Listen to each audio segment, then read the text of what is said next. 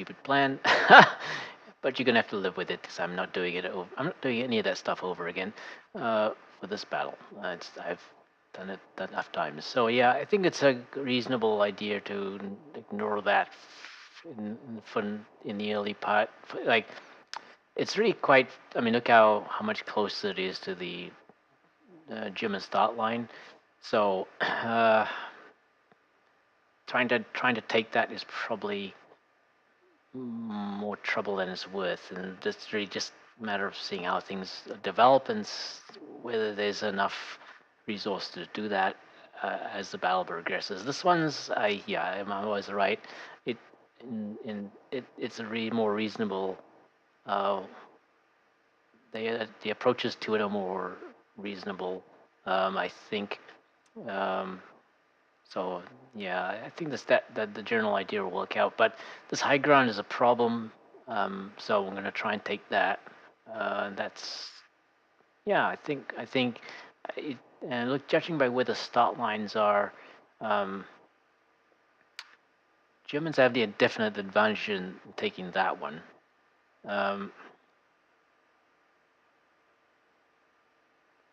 oh yeah, definitely. Okay, so we should expect them to be coming out of these this this wooded area fairly early. Um,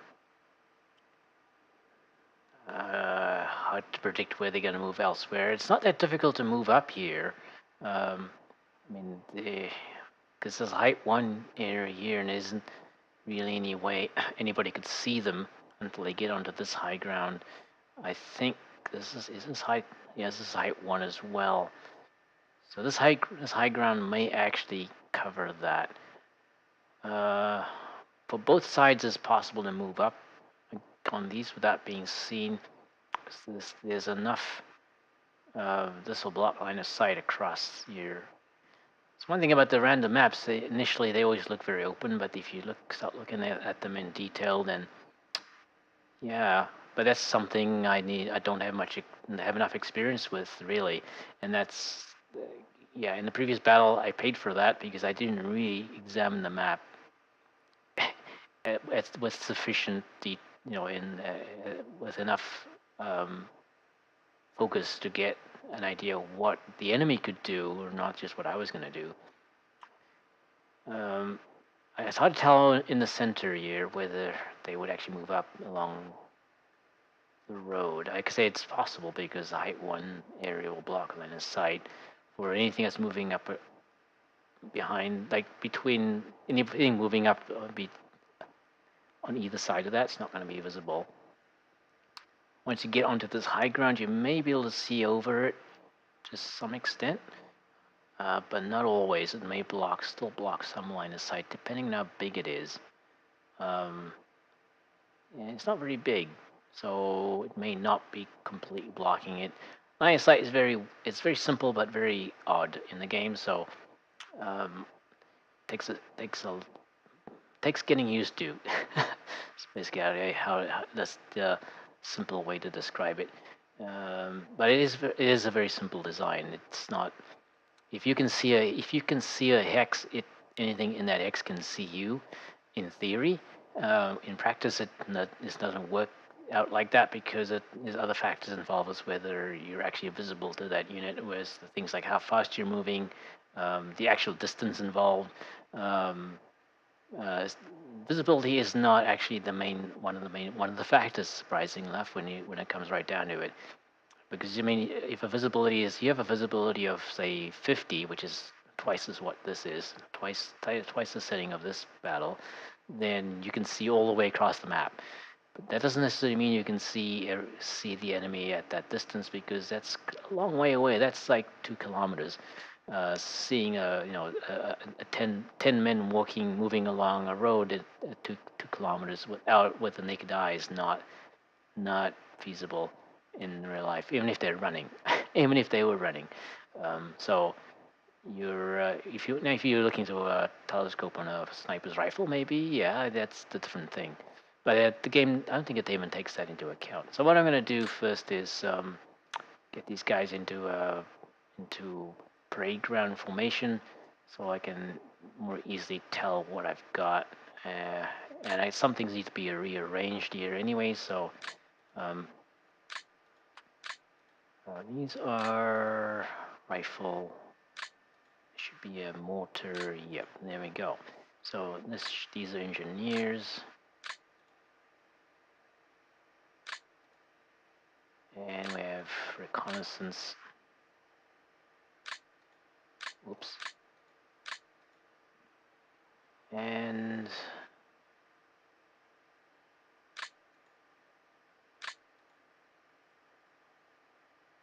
okay. Okay, I think this is probably gonna wrap over to another. Anyway, we'll just keep going along this one. It should be fine. We'll be fine. Engineers, scouts,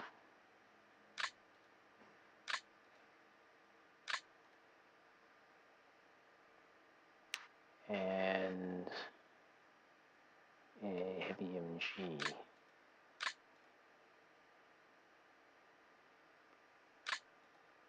Rifle platoon. Engineers. Oops.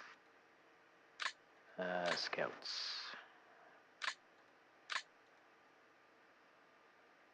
And heavy MG.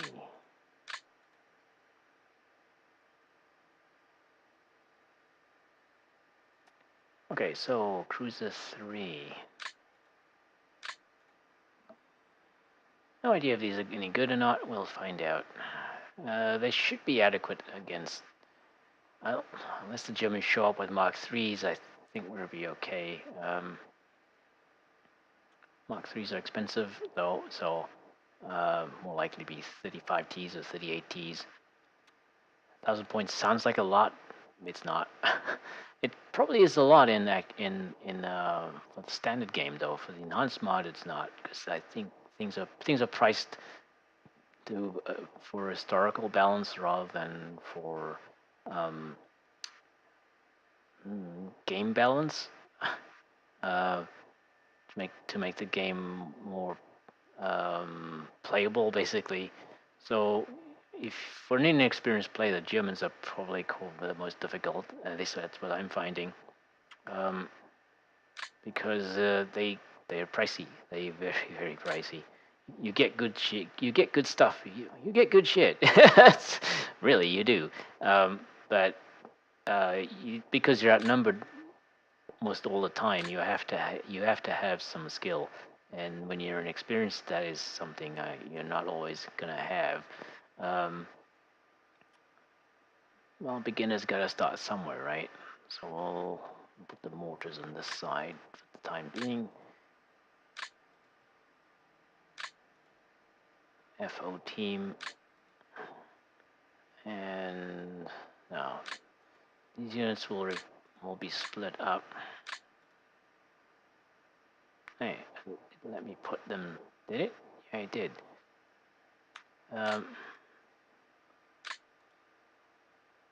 Let me deploy a brain gun carrier on the building. That's odd. I guess the rules of the game aren't enforced yet, so... Alright, so let's just have a look, see what we got. Gonna turn these off and set his range to 0, which actually will be reset. So I'm gonna need to reset. Gonna need to set them again, and at the end of the first turn.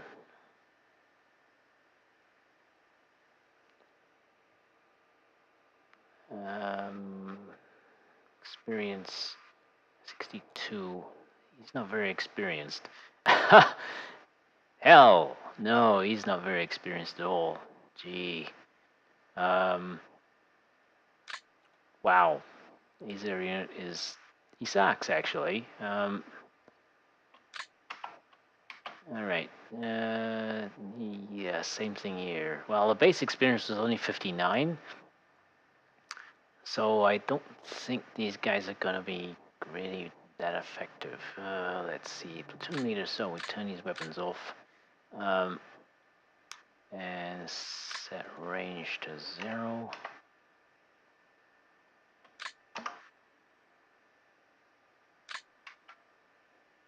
Okay, rifle section. 6. Yeah, these guys are not really very. Not so far. I haven't seen anything. Weeks ago. Oh yeah, not gonna have any trouble against the Germans. I think they're gonna struggle. Um, but I haven't deployed the Germans yet, so I don't know how bad it will be. Rifle section. Okay, we'll turn the heat sticky bomb is a heat weapon, so we'll turn it off. Um, just so they don't waste it against infantry.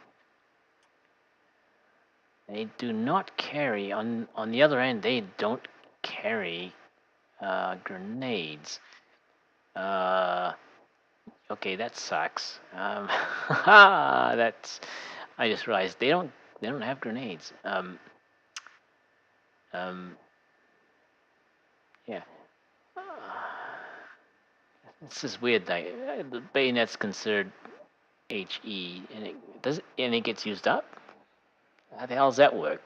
I guess it gets blunt. I've never really thought about that. I mean, because the bayonet actually gets a there's a number of shots. I'm gonna have to pay attention to that if they get used. But that's gonna suck. They don't have grenade. They don't have what the fuck? Okay, that's so not having the sticky bomb around is gonna be a problem. Um, okay, well we'll have to deal with it, I guess. Set range to 3. Yeah, yeah. It's good. Stop playing not nations other than Germans because I really need to see how the rest of them put things together, and it's kind of amusing at times. That no grenades. Yeah, this is gonna work out. Hmm. Well, things you have to learn when you're buying units, because they probably need to have something close by to compensate for the fact they don't have.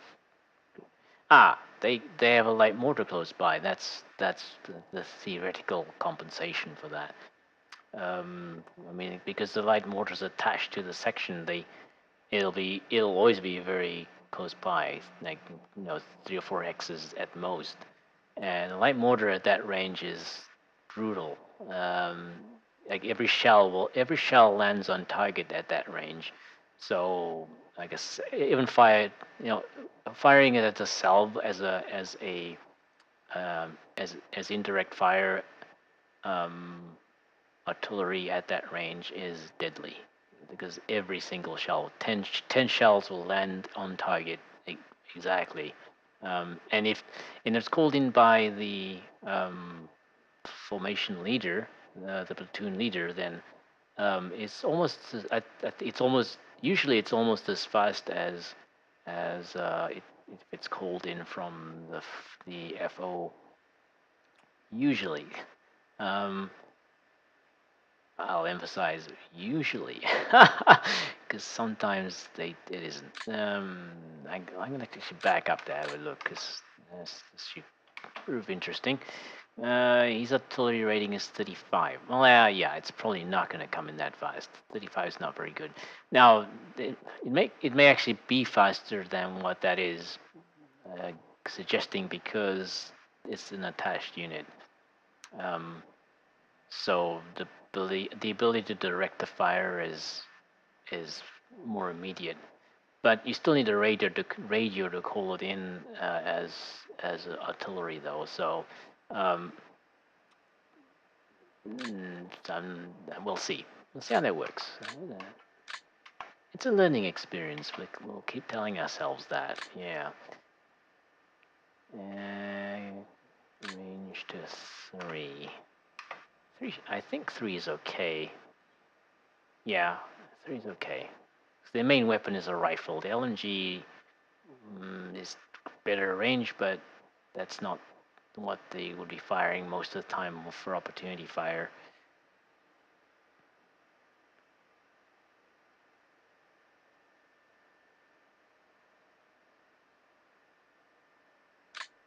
Yeah. Okay. Mortar LMG range 20. Okay, we'll turn. That's annoying. The LMG team got got grenades. Yeah, that's all right. It's gonna take some getting used to. I have played the British before, but in scenarios, not actually as purchased units, not in a points battle. So it's a little bit different because this is based. No, it's based on historically what the British platoon would have had in 1940, rather than what a scenario designer thinks the formation should look like in 1940. They're not always the same thing. Scenario designer does their own research for a specific battle and knows and finds out that that in this specific battle, which he's trying to simulate in the scenario, they had certain things, right? So, right, range of 5. I'm trying to decide the range here because it's in theory should be about 40. Should be about 20, like 25% of the maximum range. But there's a risk of making it 5 because they give the position away a lot faster. Yeah, I'm gonna make it 5, and we'll see how it works. Let's experiment. Okay, light mortar. Turn up the rifle. Okay, they've only got 38 rounds. Not good. Not good at all. And we set range to 0, which will need to be reset again at the end of the first turn.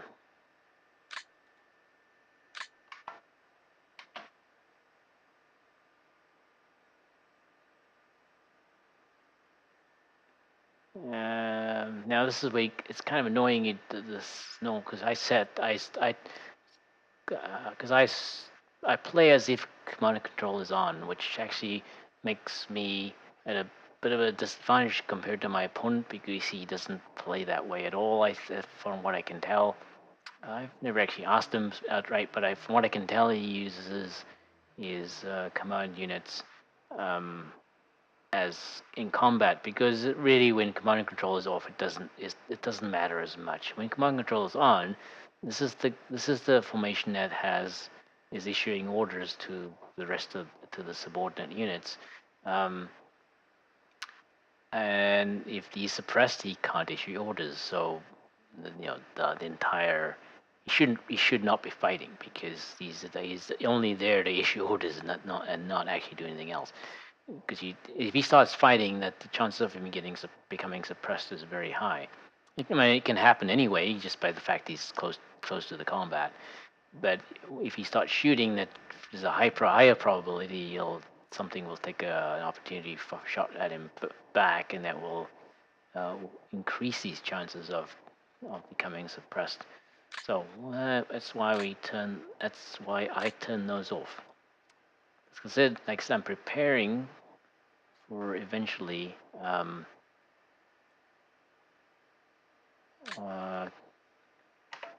being able to play with command and control on whether I'll get there or not. It's looking kind of doubtful, to be honest. I'd hoped I'd be able to pick this up a lot faster. Playing as a human player is turning out to be quite more challenging than I expected. Explosives are HE, unfortunately. Actually, going to turn those off. Yeah, because they have grenades. So we'll keep the explosives for use against tanks or something. I'm not even sure if they will use it against a tank. because it's not a heat weapon. So the assault engineers are probably better. But then I'd swap them around. The assault engineers would be in front and doing the actual attack because they're elite units. Um, and then the rifle company would be actually providing the support. Um, they'd actually just be a support unit. Um, I mean, why would the elite unit be a support unit? This doesn't make sense to me. I'll set that to 3, yeah. So we'll see how this works out. I don't know. Need to get used to using engineers. I don't use them. I don't use them enough. I need to be using them more often because they have definite value, and in more than just combat, right? So range 3.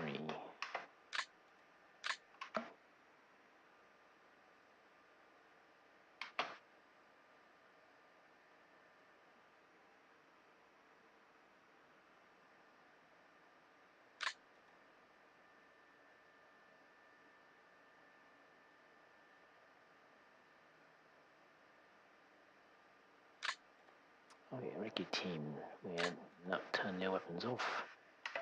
And range to 0. Again, anything with range to 0 is going to have to be reset at the end of the first turn anyway.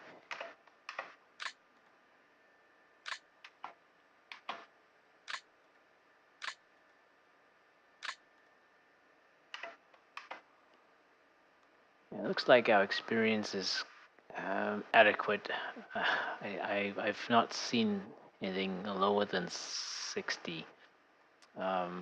Well, I think one was. No, I haven't seen anything lower than 60 so far, and that's okay. Better than being in the 50s like my current play by ML is. I got very inexperienced students in that one, and like basically fresh out of basic training.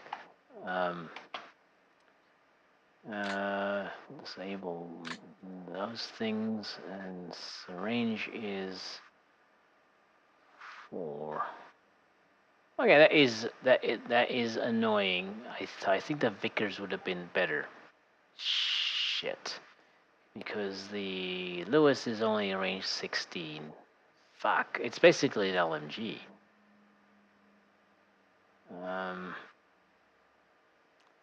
Damn it.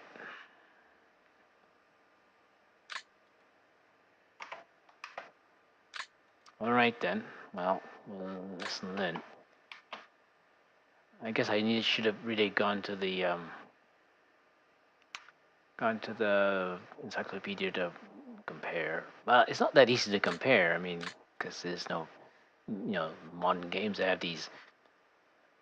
Click these two things and you can compare these two units side by side. Yeah, what a nice feature. Old games, no, not so much. So actually, the Bren gun is actually much better. The Vickers has a range of 25 or something like that, 24, 25. So that's really the way to go. However, because I had 3 attack forces and because points were very short, I this is how I ended up with it. But anyway, yeah, stupid mistakes. We'll have to live with it. Nothing you can do. 2-liter. All weapons are off. Range 0.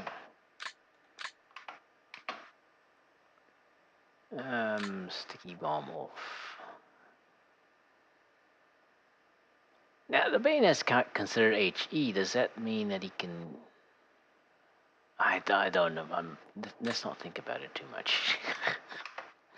I think my brain will melt if I do. Sticky bomb off. Set range to 3. Sticky bomb off. Range to 3.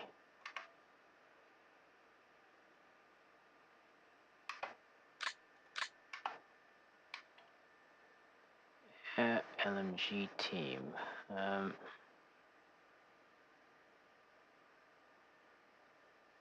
Yeah, so here's the 303 Bren LMG 20 hexes.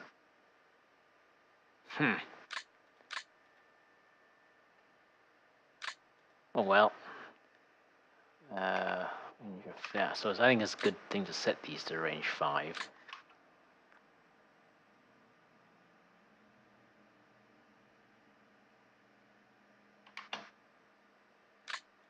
Rifle off, range to 0.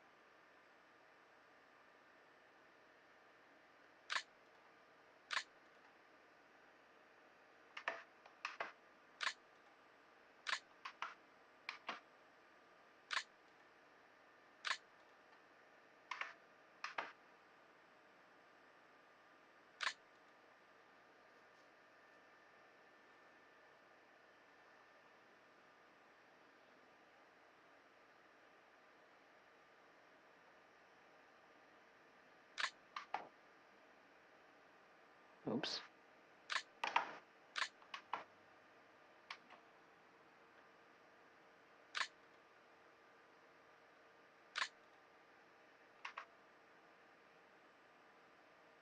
No, range 0.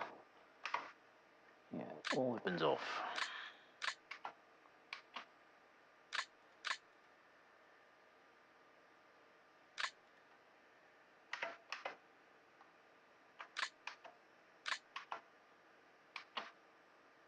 Oh wow. Okay, here's a experience below 50, below 60. Yeah.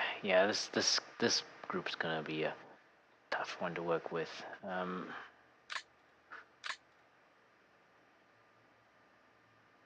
It's really quite frustrating when you see the less experienced units are all formation leaders. Sometimes the random number generator is very unforgiving. Um,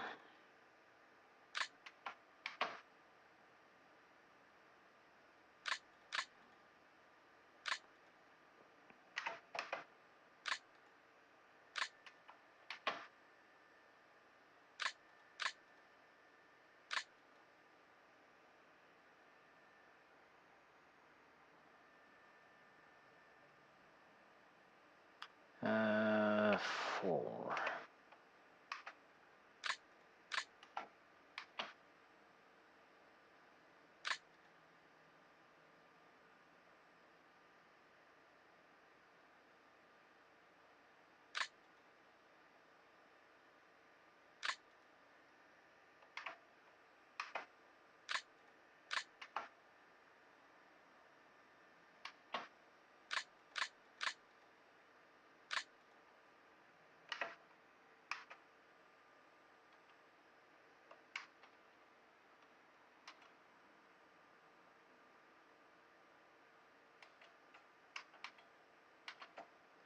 All right. So next, let's enable a sticky bomb.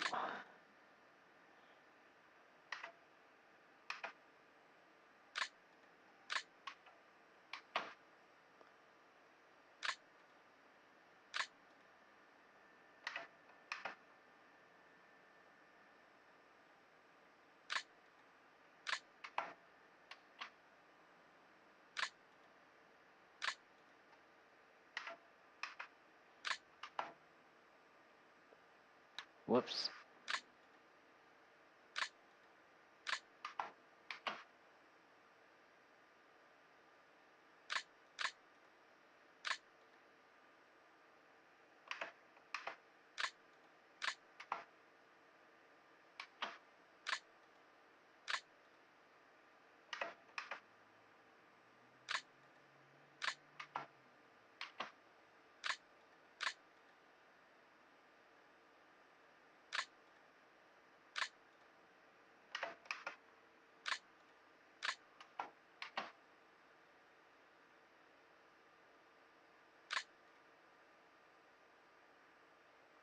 Yeah, they don't carry very much of the explosives, so yeah, I can't afford to throw them around.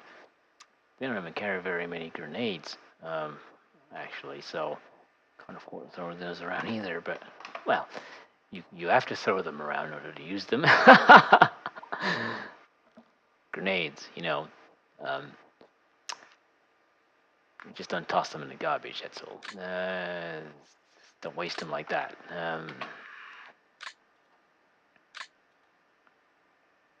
It's not like you have control. Well, you do. I mean, you can use the C, uh, and actually tell. You use this C command and actually, or the C key, and that to actually tell to use the grenades in this attack only. That does work. It may not be as effective as you'd think, though, because the odds of the unit getting a hit are based on the best unit it could throw at the enemy in. And I am using the term throw figuratively here, not literally, as in throwing grenades. But it's not the best unit you could use to attack the enemy at the range you're at. So if you're range one, then the grenades may actually be the best unit. But grenades aren't, that they might not be. I mean, if you have an LMG, that's probably your best unit. That's probably your best weapon to use, and not the grenades. Um, so let's see. This is range 3.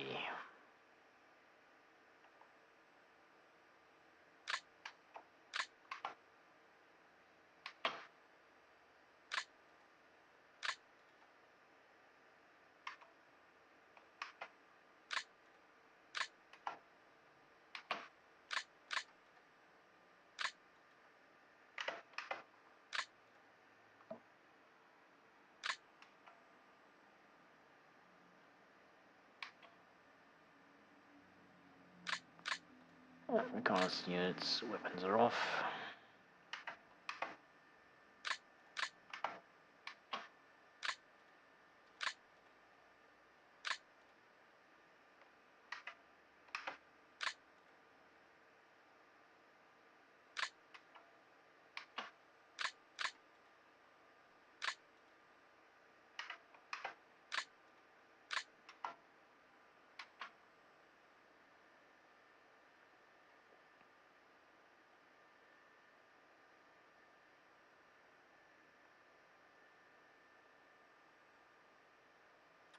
MG section.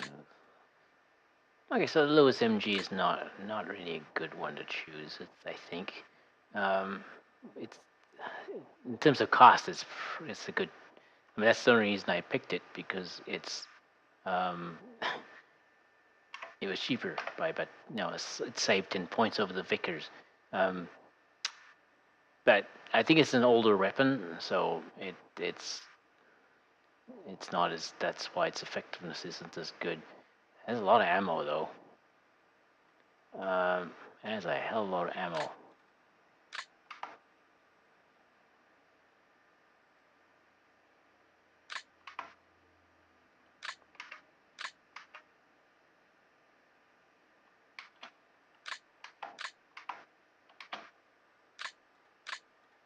Yeah, so I skipped that one.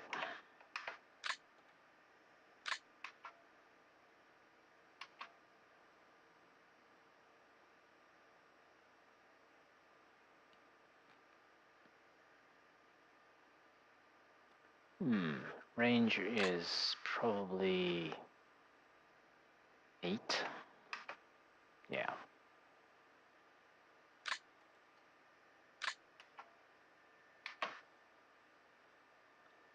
Keep the weapons on. Range 8.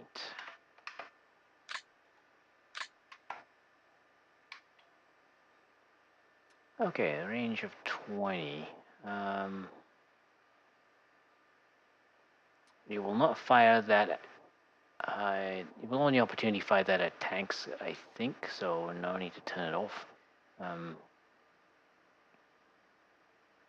It is a bow-mounted gun, though, so it actually has to turn the vehicle to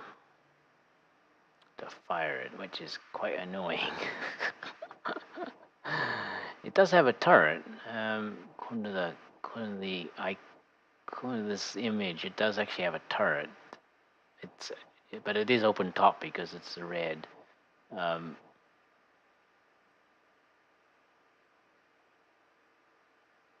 hmm.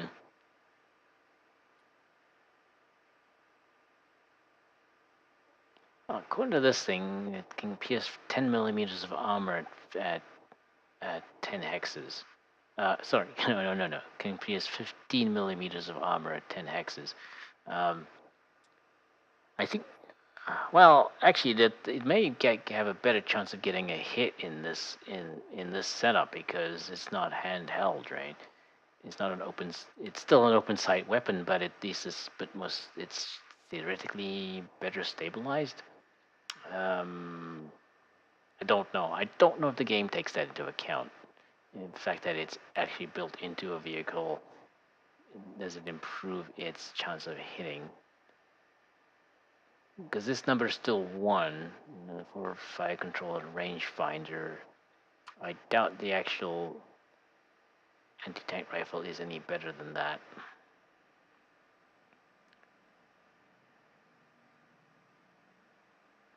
But yeah, the thing is, you have to get. I mean, 10x's is not a lot.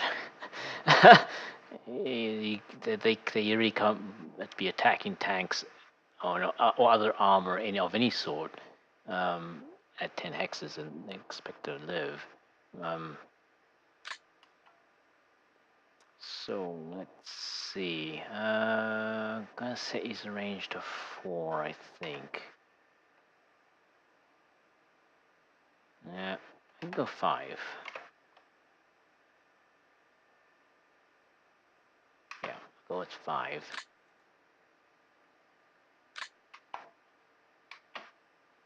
And this one will go with 5 as well.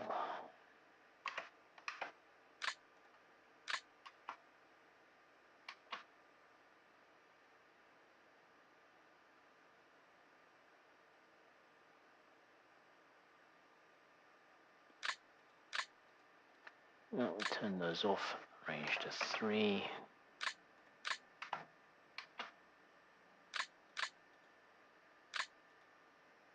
Range 3.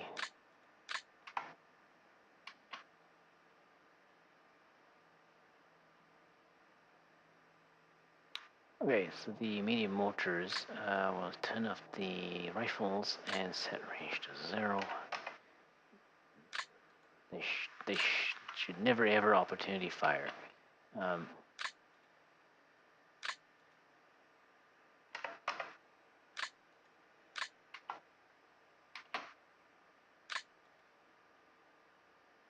Yeah, the experience of this force is abysmal. I think that's probably the first thing I'm noticing is that so far I've played this Netherlands and now the British. Um, the British experience was also pretty low. The Netherlands experience was also pretty low. But in that battle, the German experience was much better. So it's the random number generator is the main factor, I think. Um,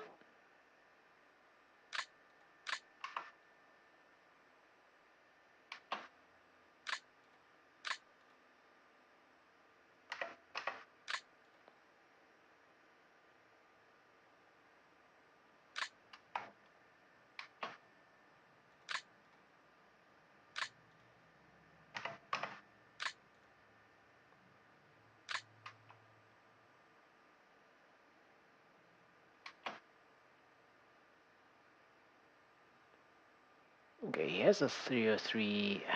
Um, hmm. He doesn't have any ammo for that, so that's very odd. Um,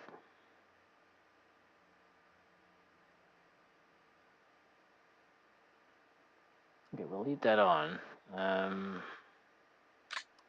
Range 4. Range 5. But I don't know if he'd actually opportunity fire that because I, I'm not sure. Because he's got no ammo for the mortar, which is a standard thing. I'm not very sure why these have the mortar in them when they actually don't have any ammo assigned. There's got to be a reason for it, but I have no idea. I have no idea why it's done. Like every single brain gun carrier has a mortar. Actually, no, not the MG brain gun carriers do not have that. So this is just very short range, very short range. So range set to 3. It's kind of optimistic.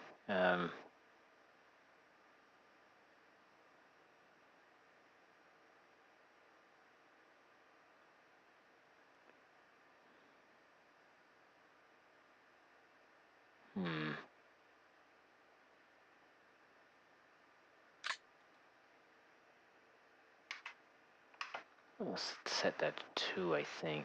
I don't know. We'll see if we can understand it as the battle progresses. Can't turn anything off either, so yeah. It's a bow-mounted machine gun, but in this case, I think I do need it. Otherwise, it has no weapons at all. So we'll try 2.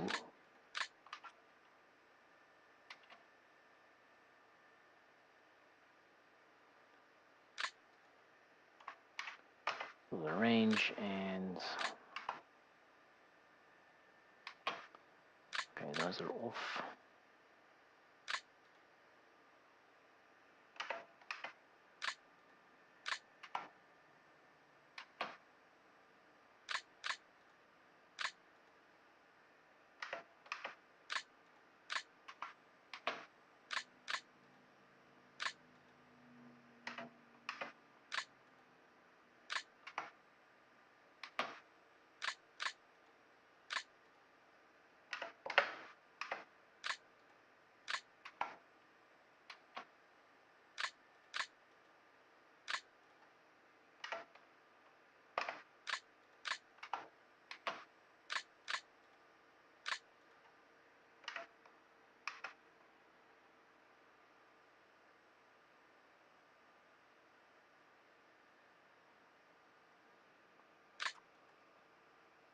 All right, so that's all of them.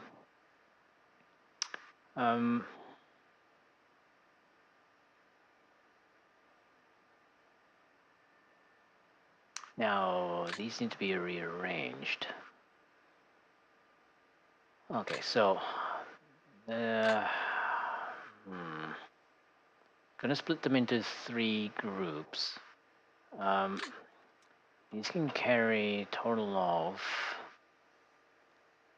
8 men, so they can easily, one of these can easily carry both of those. So I'm gonna assign one of them to each of these formations.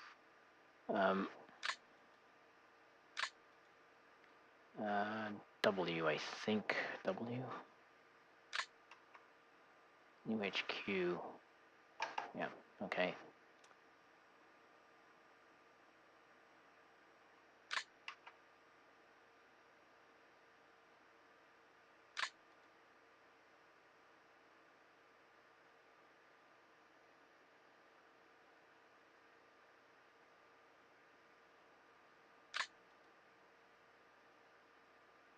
Okay, so this one is assigned to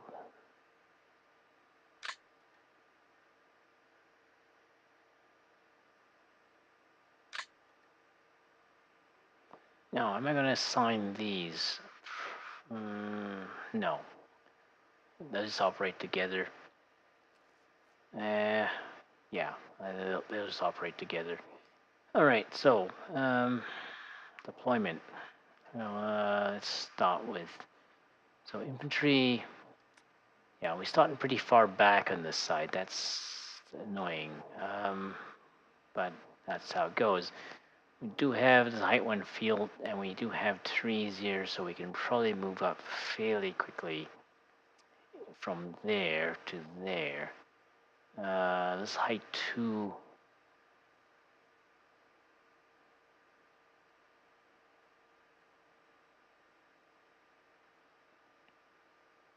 Okay, so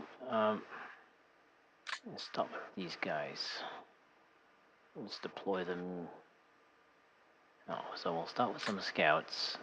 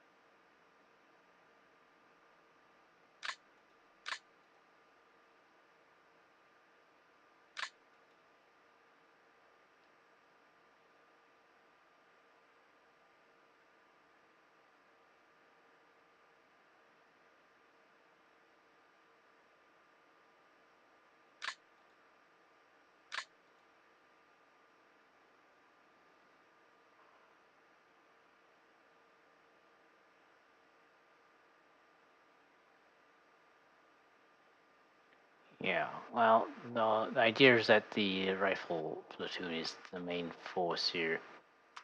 That's not too bad. I mean, that's gonna. If I pretty sure I can move them at maximum speed for at least 2 turns. Because by the by the second turn we may by the second turn we probably will have passed through these trees, but the chance of anybody being on here and being able to see us actually is actually pretty high because enemy could deploy very close by. So it looks like we'd have to slow down fairly early. Okay. So be it. Now from the middle.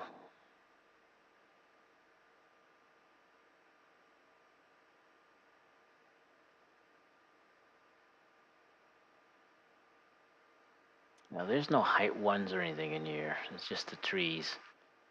So in order to move them at maximum speed, they're gonna have to move.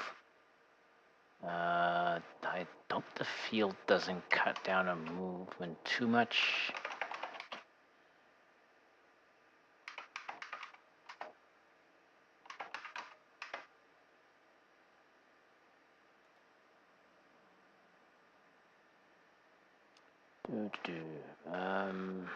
Plowed fields. Nope, it's the same as mixed. Okay. So they should be able to move through there fairly quickly.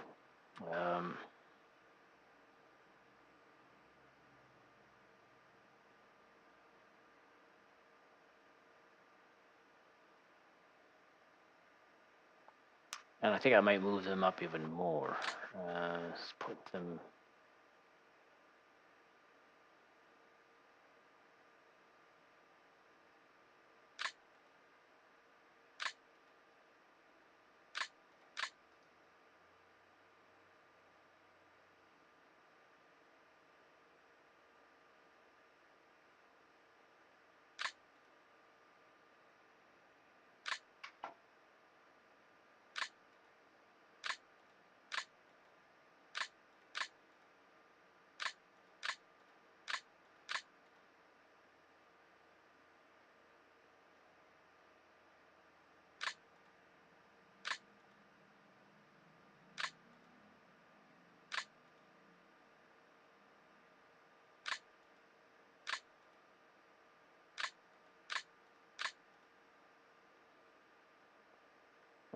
well, let's crunch them together like this to get them as close to the start line as possible, and then they'll start.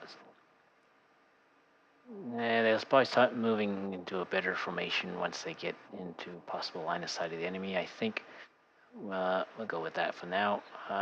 In the center, where are we going to actually start?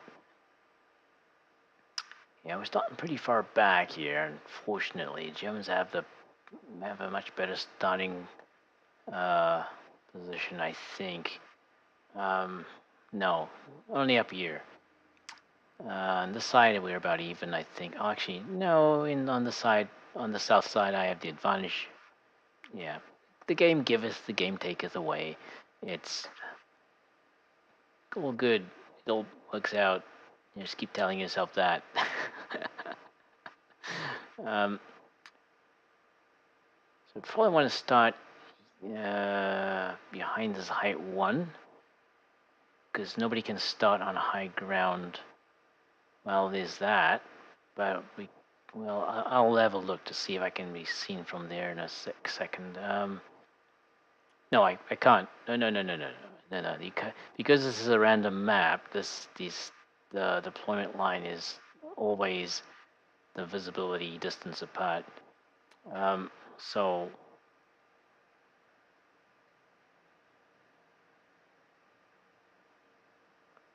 this is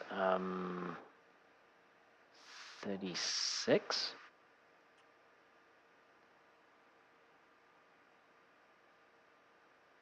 And that is 60.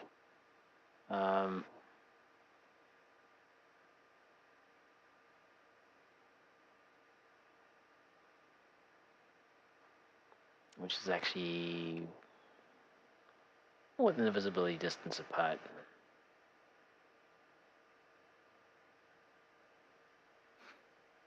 Why is that 36?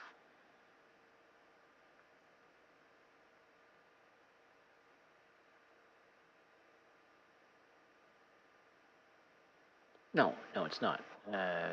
Actually, it's only 24, which is odd.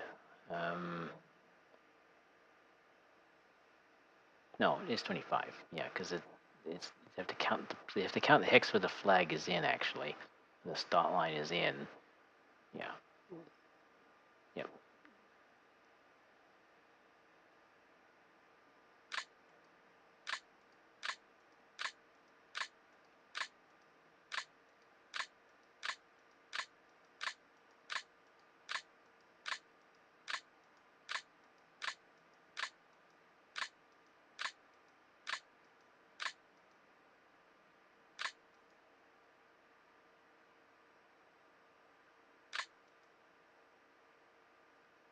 Nope, it is actually. Unless it's okay.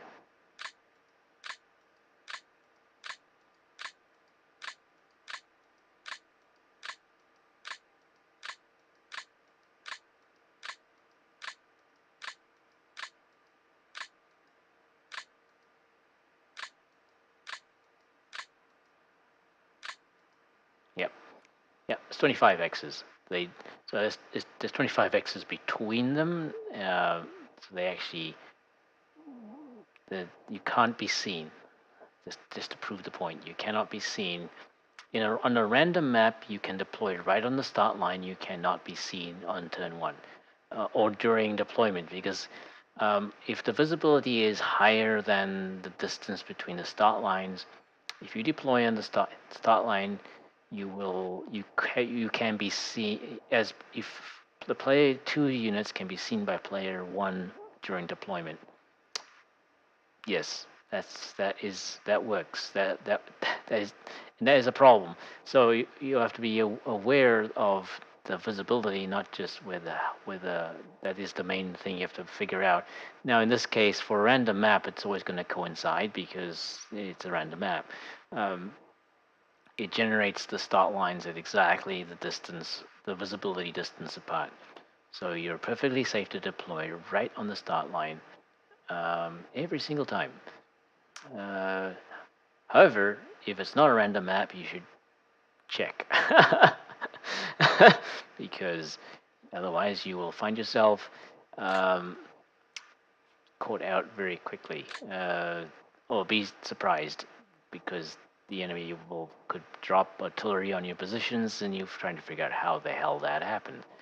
Um,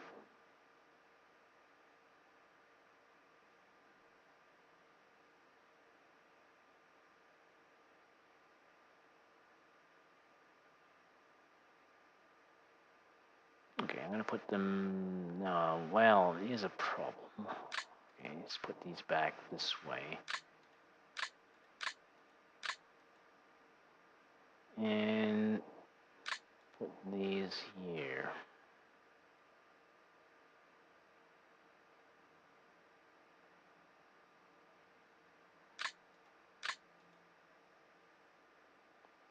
What are these movement rates? They're 8.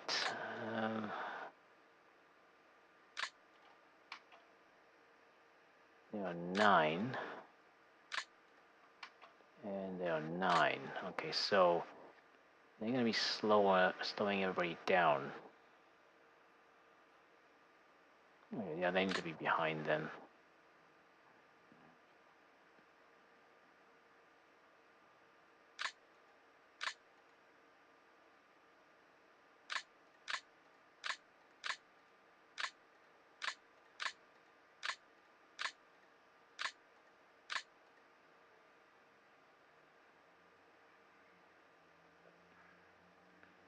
Okay, so scouts in the center. I think we're gonna. I'll avoid the. Start here and actually move them across that way. That way we're not crossing too many slopes to slow us down in the first turn. But before I do, so I should be able to start here.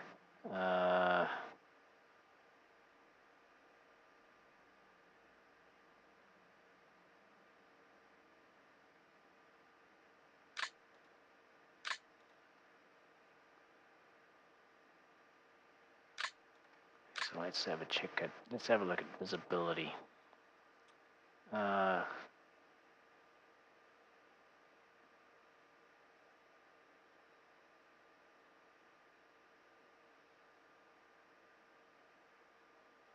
Okay, the height 1's ends here. So we do need to move a little bit closer to that side.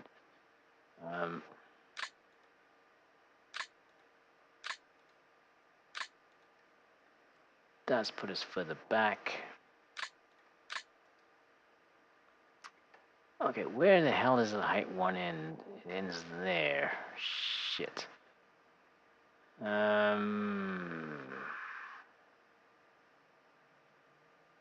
Well, we won't be seen during deployment. That's safe. No need to worry about that. It's more the bigger concern is being seen after that. So this height 1 is not very big and not very helpful actually. It does mean that these guys may be seen. Emphasis on the may.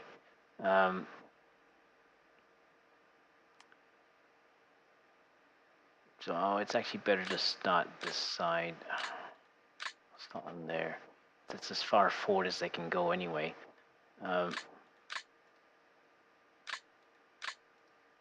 Yeah, okay.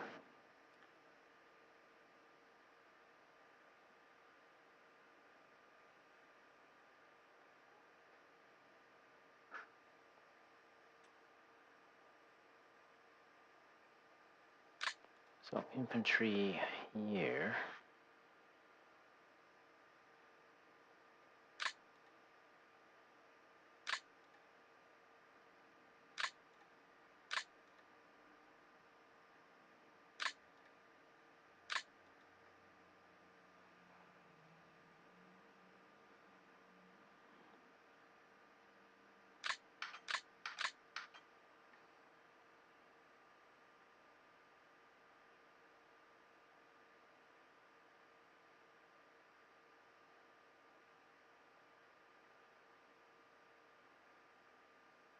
Height 1 ends there.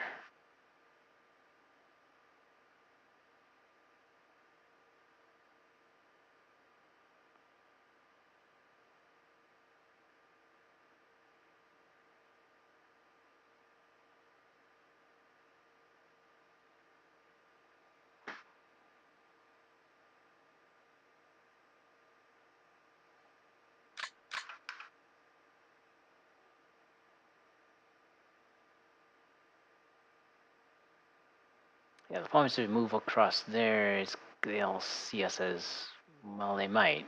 They might see us as we move across the height anyway. So, I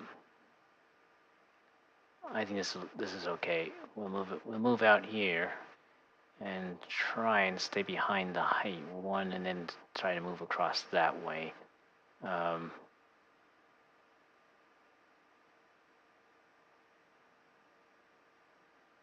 Actually, wait a minute. Wait a second.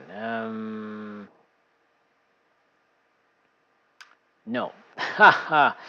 Yeah. Okay. The start lines messed me up here. So,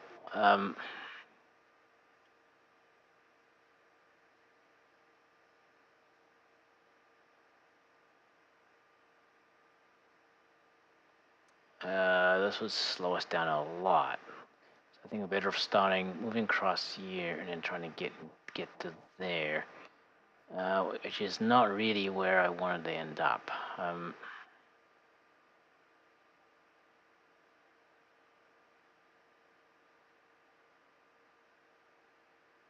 Well, Victor X is a year, so we can't really avoid moving up in the open on this side. Yeah, well, let's just do this and see how it works out.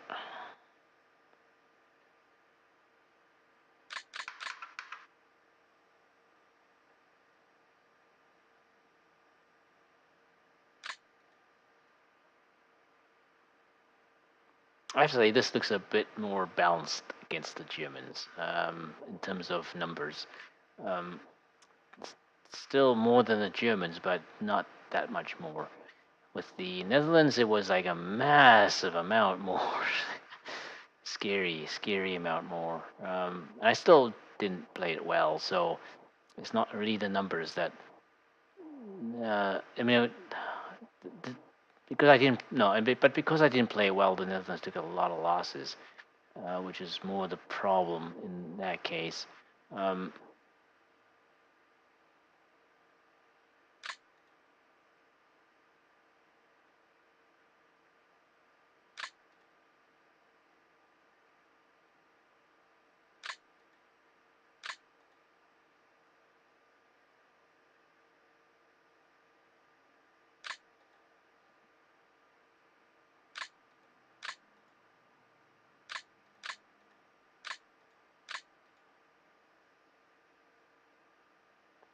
Whoops. Ah, fuck. Okay. Back you go. Wrong formation. Wrong formation.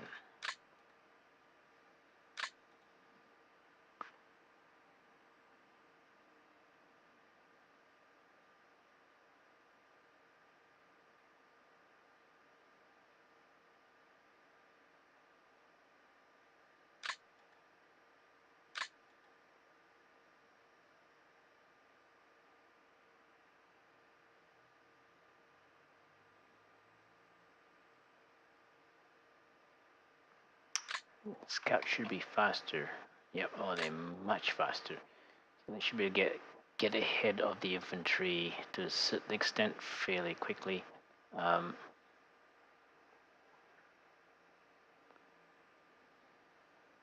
May actually move the other. Yeah, better of moving the other scouts to the front. Yeah, we'll rearrange that in a second. Uh, just get everybody in the positions I thought they would start. Actually, might just do that right off the bat here because that's a good idea. Now we in a slightly better position here because we can actually we're hidden here for we have something we can advance behind. Not worrying about starting, we would be able to move at full speed to get that. Um,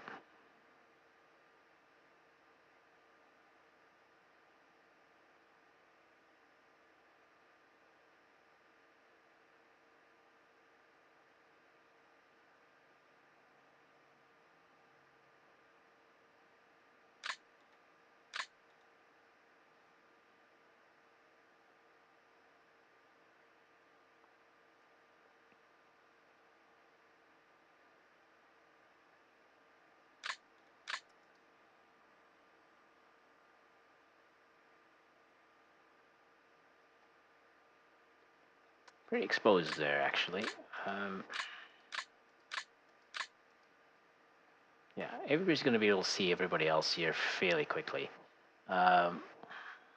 Which is good and bad. Alright, so these scouts will move up on this side.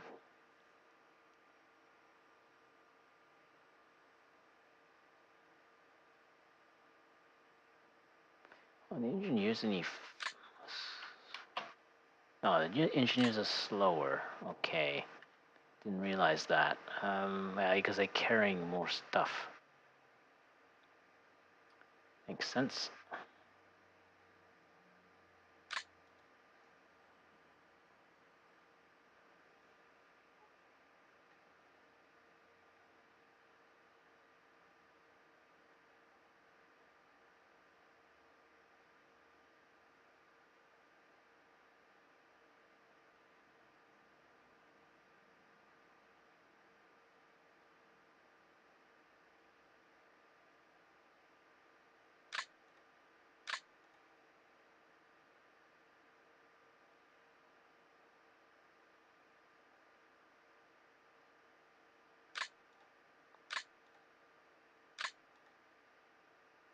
Yeah, let's do it that way, I think, maybe. No.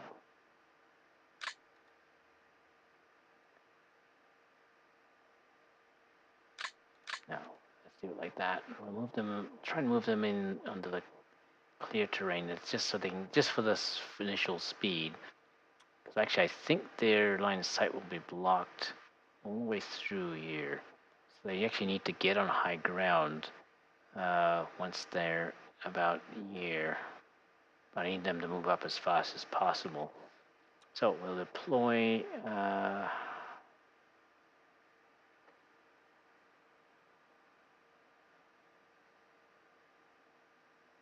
Actually, yeah, I think we will rearrange that in a second. That's not quite looking what I would need them to do.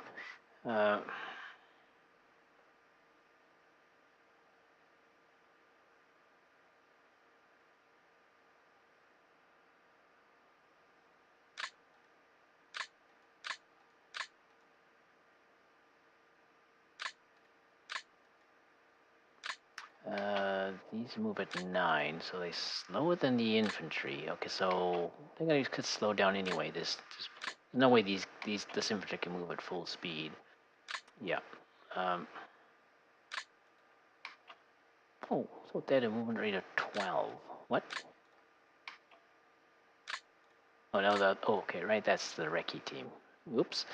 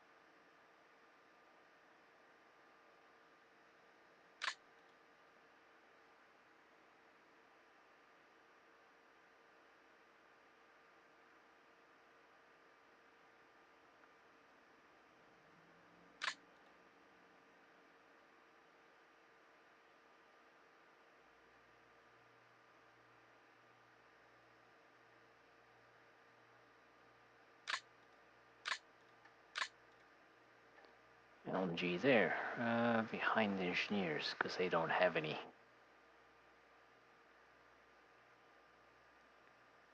Okay, next, leave the armor for the moment. Mortars. Try and get them as far forward as possible. Maybe a year.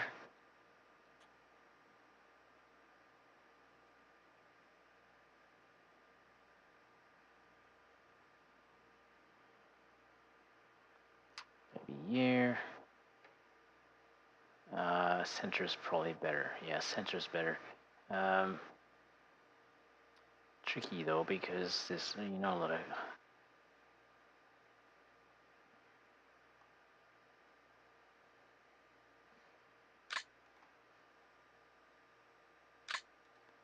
Okay, let's try this. Put them...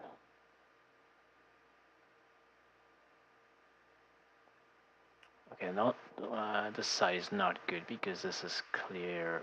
This is all open on that side. Maybe here.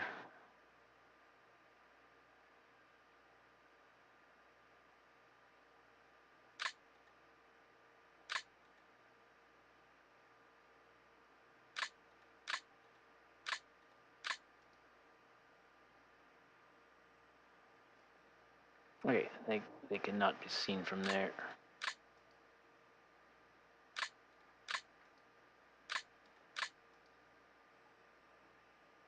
Yep, that's good. Now, this is, okay, this is so 25, 20 hexes is what we want looking at. That can sort of hit that, I think.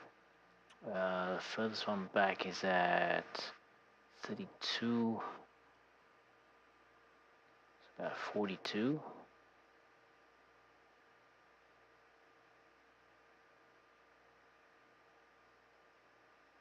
What?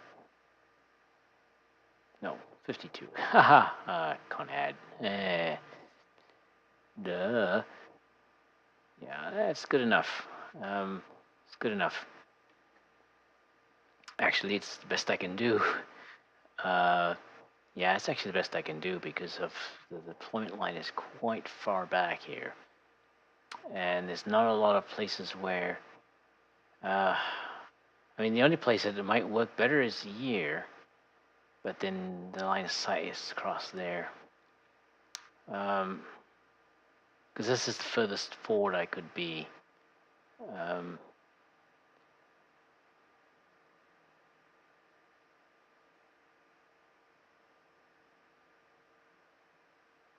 Now we go with that. So then that would put the A0 units somewhere around here.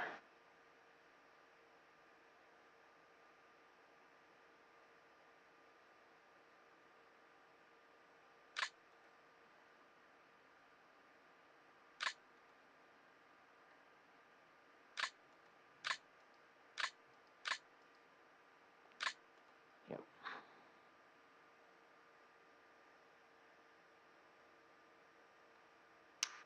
And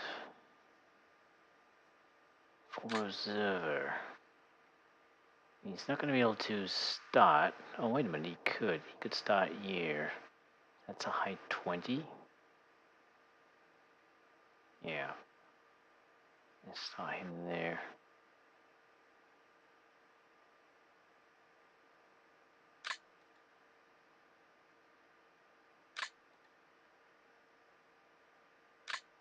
Let's just see.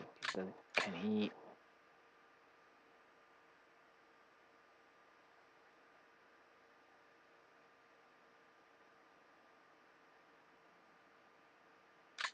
Yes, put him here. Yep. Height 20.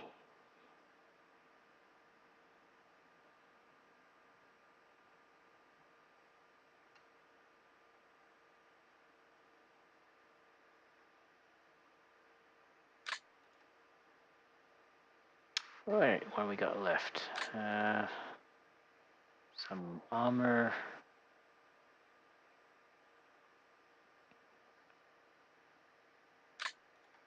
Okay, the cruiser tanks will start.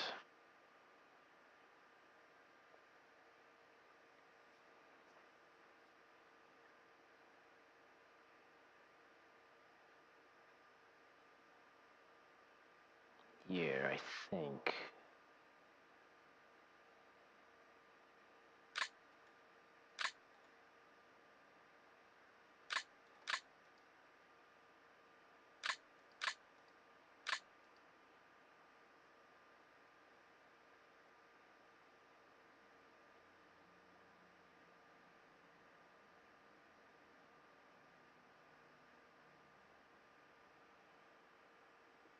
Yep, I think that's reasonable. They'll move up along the road if they need to.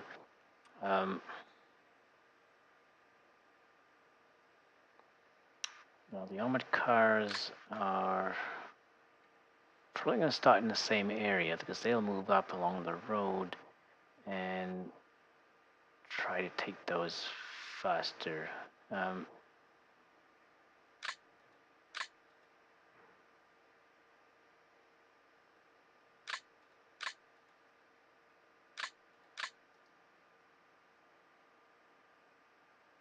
Yep, well, let's do that. Now they'll be loaded onto those. And we have more reconnaissance, which is needed up on this side.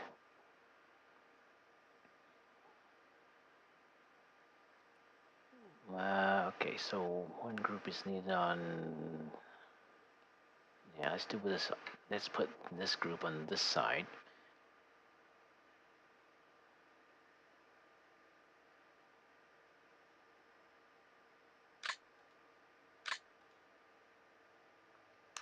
And the Ricky team.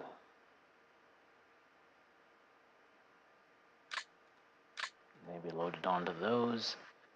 And these guys will start over here.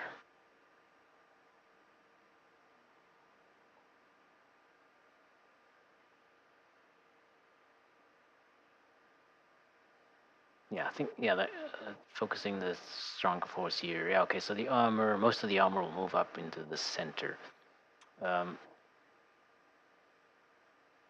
This group is needed over here.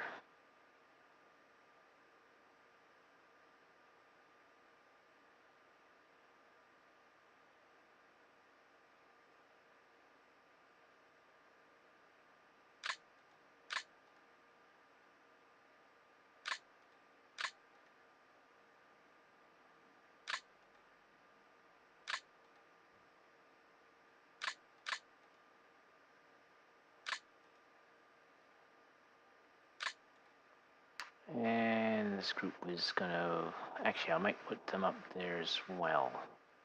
Yeah.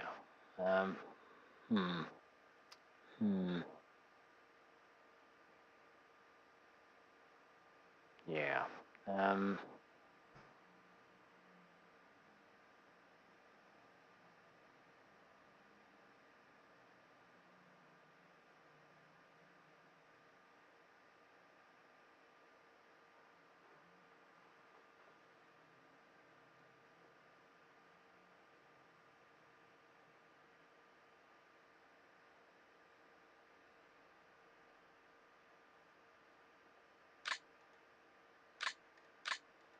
Yeah, I put them in the center. So where most of the victory X's are. Might as well focus on that. I think that is out of reach unless things go really well. And these guys are starting really far back, which is unfortunate, but that's not much you can do about that. They will try to move up to this hill and see what we can gain from that. If they can gain that, and this area is not, it doesn't have too many enemy units in it, we may be able to move up the side and take that through the trees, but I doubt it. Would just take too long. I mean, that's a long haul just to get to the hill, right? So I think it'd be overly ambitious. Everything would have to go really well, and I don't know. Yeah, we can try, I guess. So all that will move up on this side is, so not committing too much to get that hill though. In terms of the support they're getting is quite low. Most of the support is going to the center.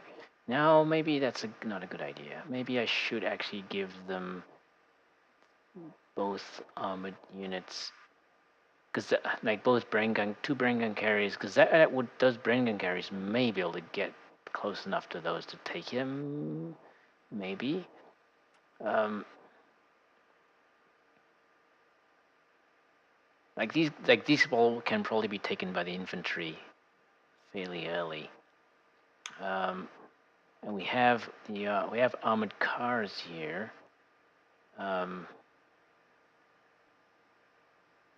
Nah, let's focus the attack in the center.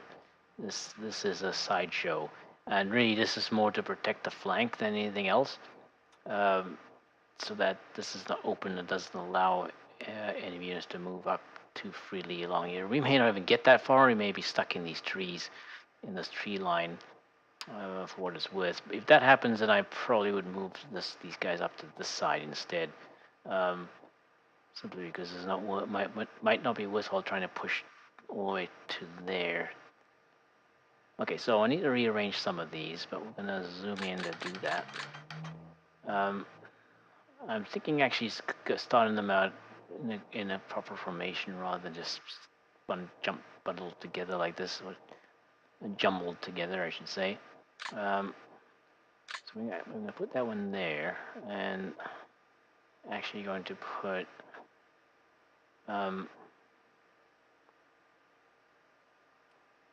so actually I'm gonna put this one over here.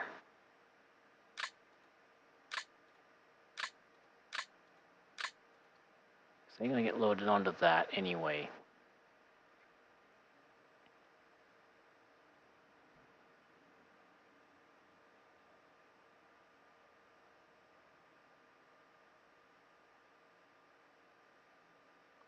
Anything moves up through the rough is going to be slowed down a lot. Yeah, let's put him there.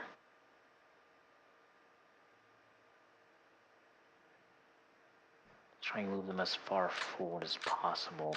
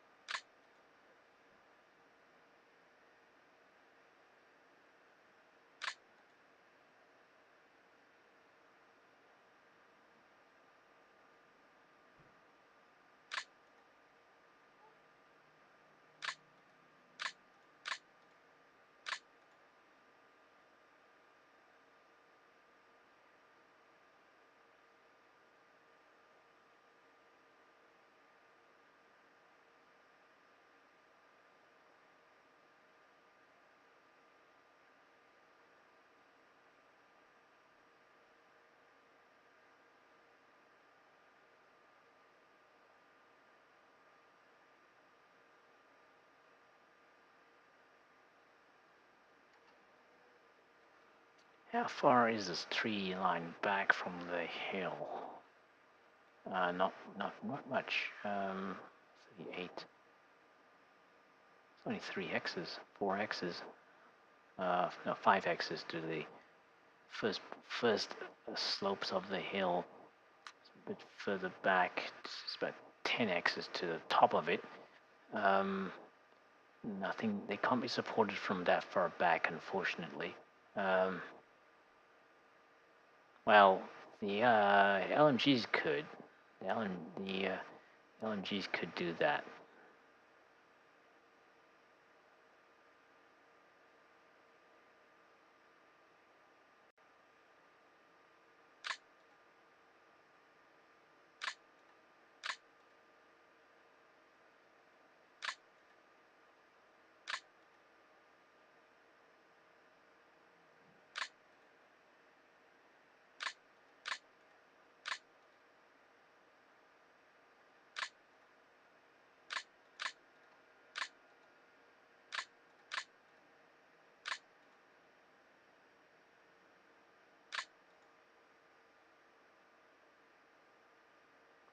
Okay, they will not move up through any rough X's. Okay, that one's so they won't be slowed down too much.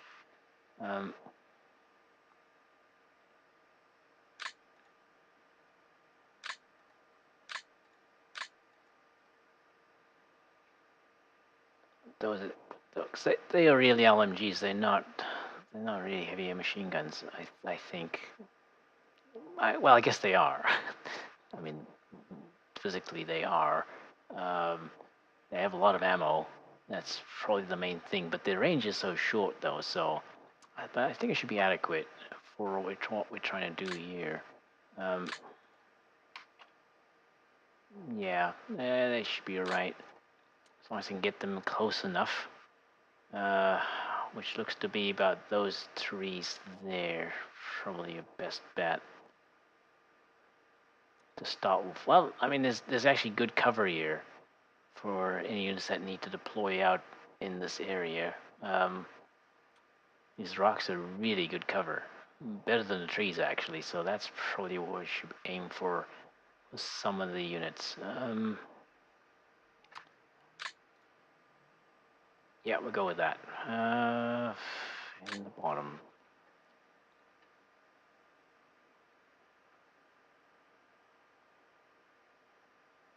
Yeah, same here. Lots of good cover actually. Lots of good cover on this hill. There's rocks in front of it on the slope.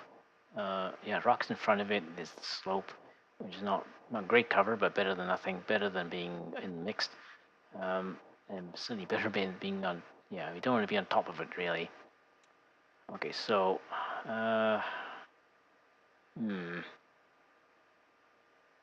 let's move this one.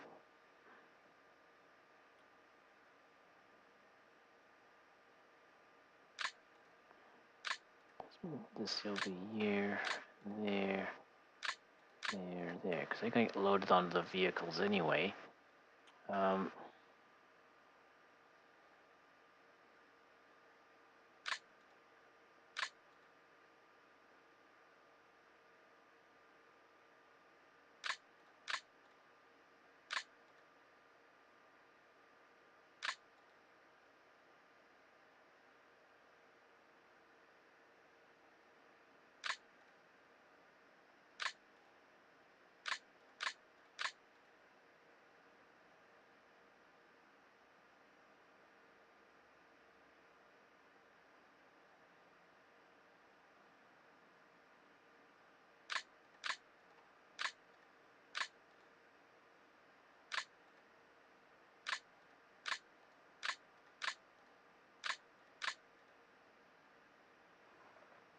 We'll try and move them as forward as fast as possible, I think. Not so much with the engineers though, because they kind of they'll need to either move along the slope, or maybe file in behind them.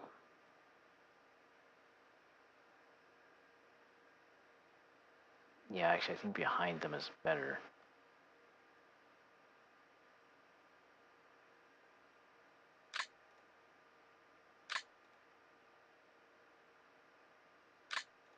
So we'll move them up that way.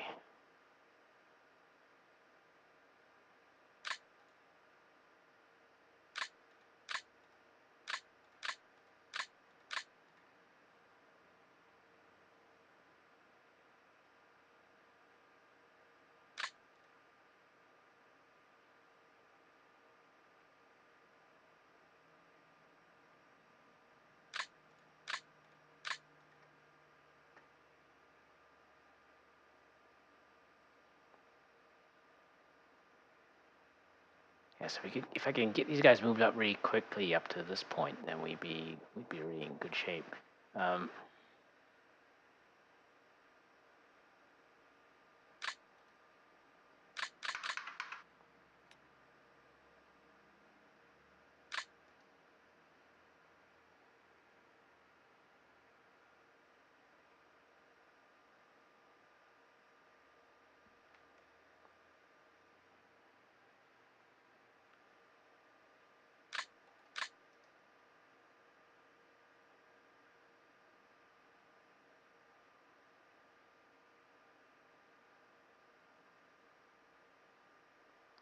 These guys will get spotted fairly quickly from this side, because they'll be moving very fast. Nothing I can do about it, I think. Okay, I think that's good enough for that side. I still gotta load these guys up, but we'll leave that for last. In the center here.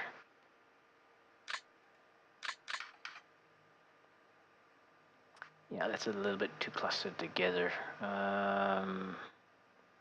Let's move the tanks back. There's really no need for them to be up front here. Yeah, they can actually go all the way back here. Put them on the road. They should be behind the infantry anyway.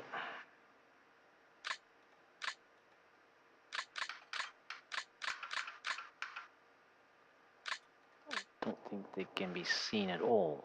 Yep, good. Get some out of the way, which allows me to put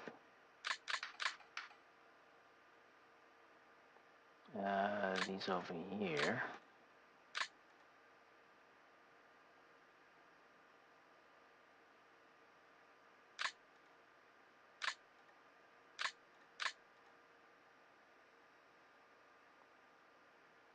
These actually should be in front of them, so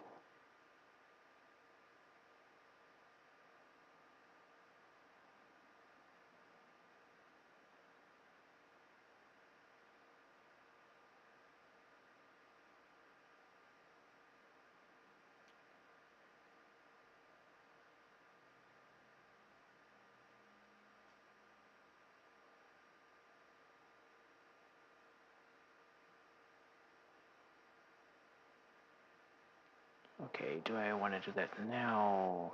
Yeah, let's do that now.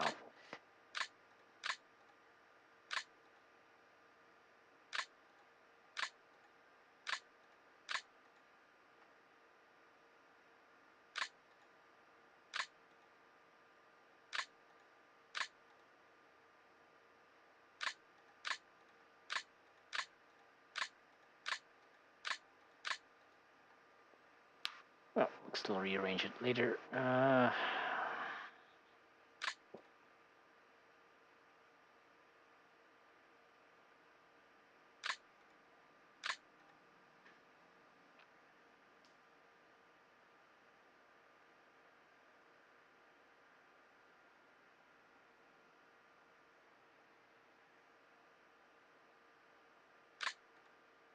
Okay,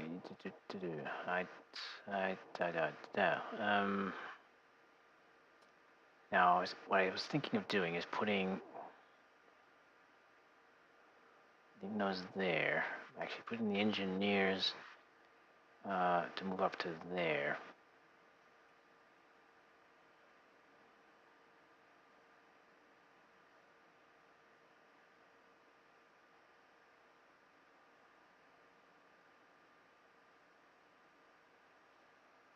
No, everybody should move up to that side, which basically means that they're starting correctly.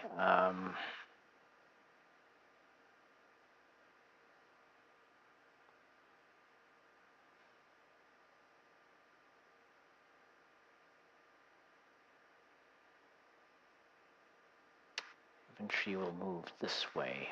So we're advancing this way and then we're advancing in and then turning up this way.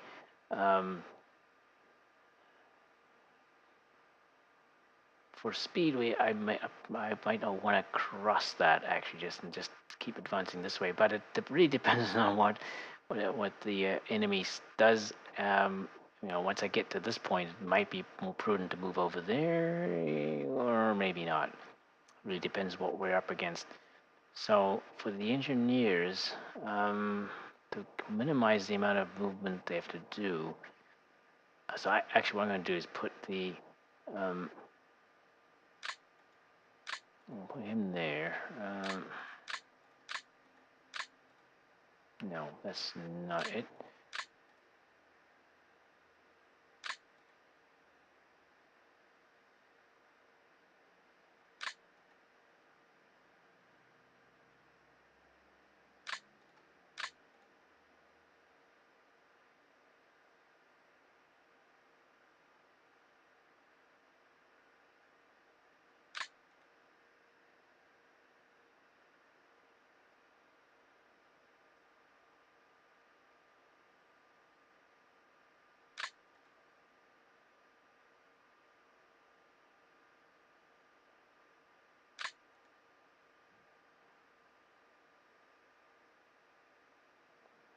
those scouts move up faster. So actually, I do want to move the engineering unit this side, more to this side. So doesn't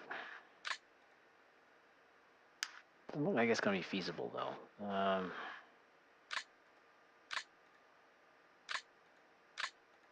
Yeah, because that actually moves them over. Yeah, it's still straight behind them. I guess not much I can do about it. Put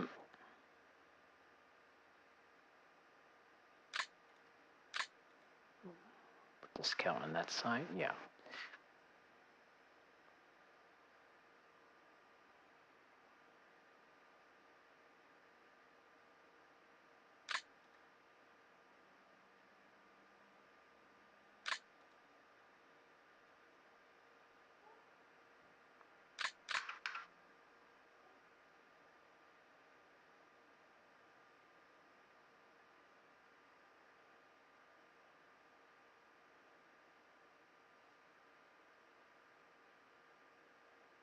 Yeah, it really depends. I mean, I can't, because I'm deploying very far forward, so there's,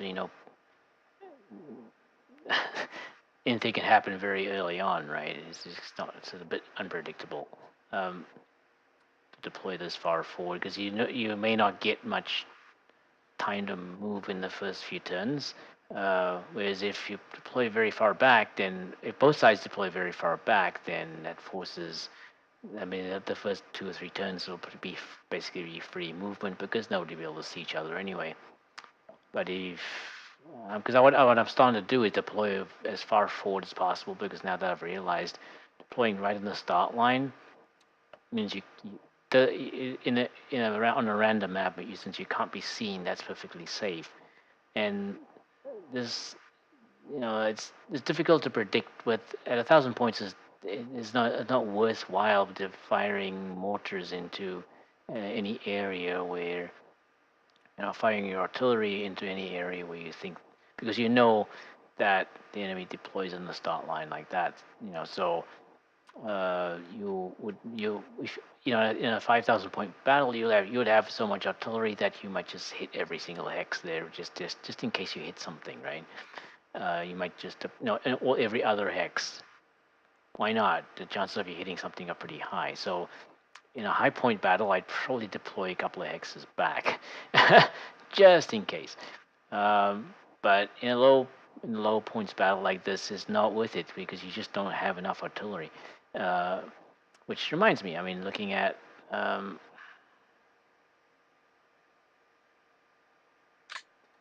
let's have a look. That one's pretty good. See, only two full salvos. So 4 full salvos, then 2 full salvos. 4 salvos there, and 3 salvos there. That's it. That's all the ammo we have for the entire battle. And yes, you can get ammo carriers, but it's just too expensive for a low points battle. So conserving artillery is also something that has to be learnt. Looking at the light mortars that are attached to the infantry platoons, if we can find them here. There's one, 3 salvos.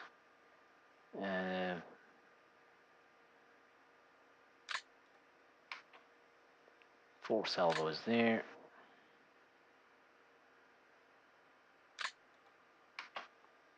And 3 salvos there. Wow. So conserving, you just can't fire your artillery that with wild abandon that you might be able to, because in a high points battle you would have, I mean, even at 10% artillery limit, you would have 500 points worth of artillery, right? That's a lot of artillery, and so if you burn through 1 salvo in the first turn for each one of them, shrug, who cares?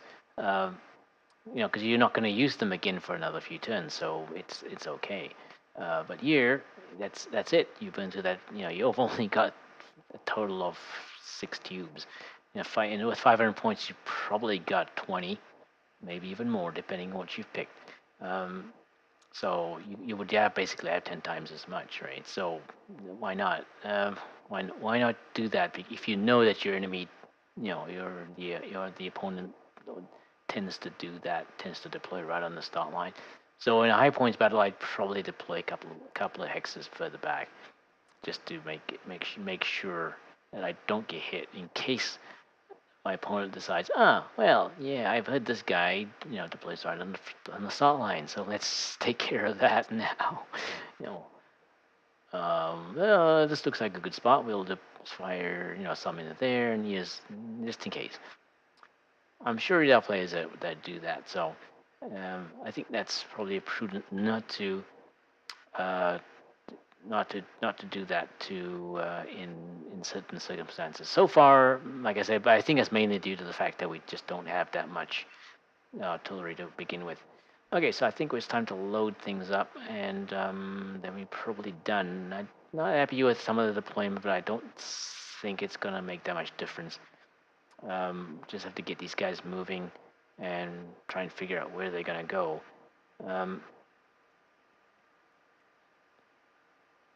Actually, I'm thinking this group probably can move over a bit.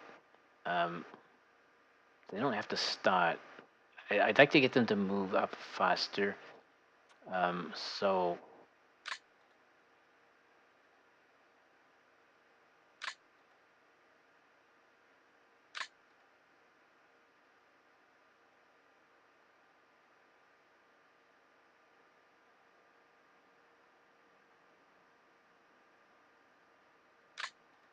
if he goes there, that means he goes there. That means he has to go there. He goes there. All right. Okay. Well, that's better. They don't have to move that far over to that side. He can actually move along here, maybe to avoid being slowed down on the slope. I think these guys have to stop behind each other. It's just that those two platoons have to stop behind each other, and those two have to start behind each other. For this group, I think we may put, yeah, they can start there. So let's load these ones up.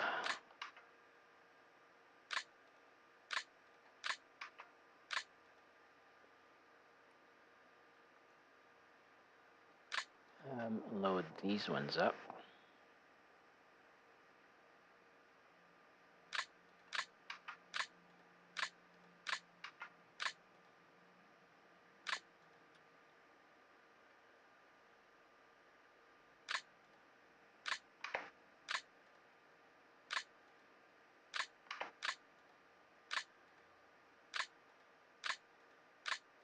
Let's move up to that position.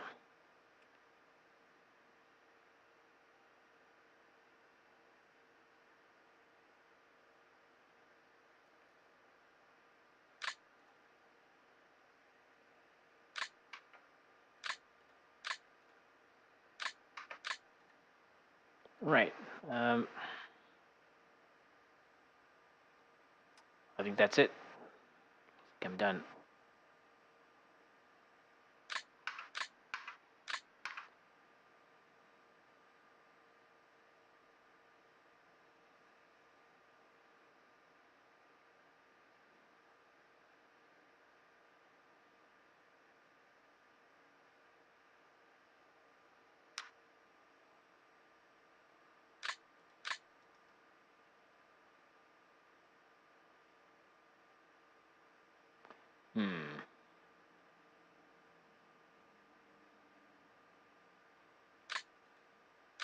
Let's start them on this side.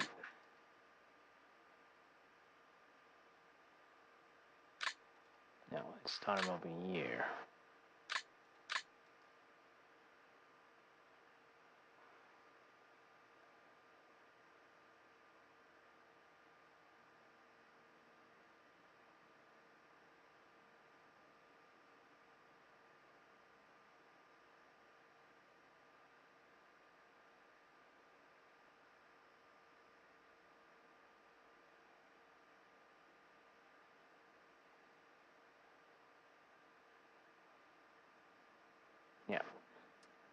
happy with that. They're going to move up along the road and try to advance to that as fast as possible. Whether they achieve that or not depends on what the enemy does.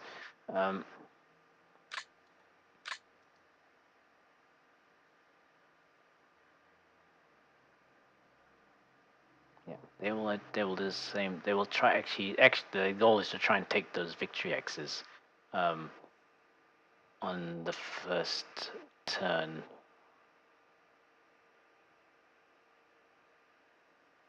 See how that goes. I guess something I need to try and do, and the only way to do the only way to practice it is in a situation like this. So I think we're gonna go with that. Let's just look at the headquarters, see if ranges look okay. They're gonna have to be reset anyway, so I guess we don't really have to worry about it. Because at the end of the first turn, I'm gonna have to examine them again, which is usually a bit longer than makes the first turn longer than it should be because that's how it goes. Okay, so yeah, I think that's it. Now I think to decide is I think to decide is whether I'm going to continue on to trying to start the deployment for player 1. I think I might actually. It's 8 o'clock. See how far I get. If it starts getting close to 9 o'clock, I might abandon it. So I think it should be feasible to do that because, see, the thing is here, like here's an end exit the battle. Now I haven't tested this, so if I exit here, in theory it should bring me. If I load as Britain player, if I load again, it should be Britain player that is still deploying. Because until you quit deploy, they're still in deployment, right? So don't hit auto deploy because that would fuck up everything that you've done on the map. That would just piss me off really, really, really badly. And it's just the kind of mistake I would make, you know. Just looking at this again, just to be sure make sure I'm happy with it. You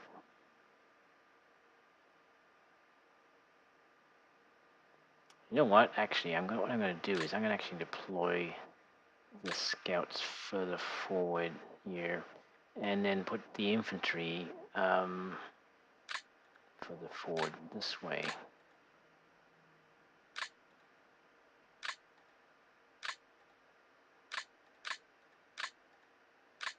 Let's get them as far forward as possible.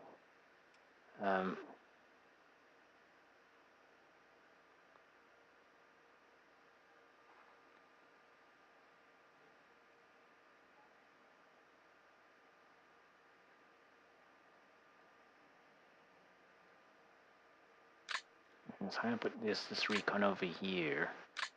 Put his commander there.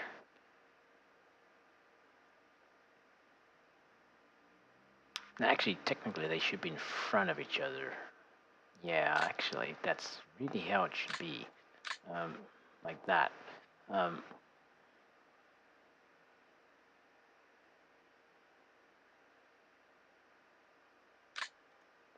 so start him on this side then. Yeah, let's do it that way. I'm actually going to start him there.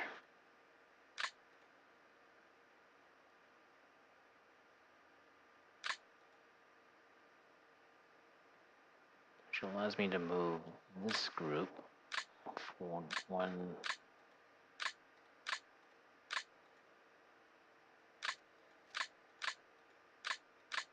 Yep.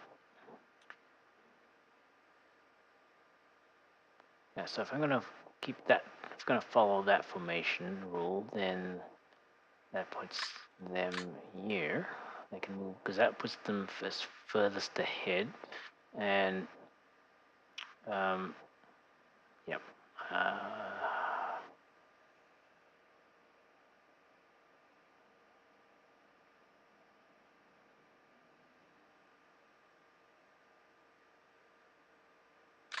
So actually just do that then.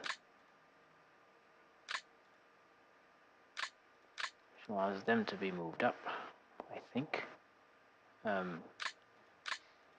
They're not going to be able to move at full speed because obviously these guys are going to be moving a little bit slower just to maintain a better formation, because I mean I'm pushing them as far forward as possible. So I'm going to keep that general rule for the scouts, then these guys can start this way, like that. And these guys can start like that.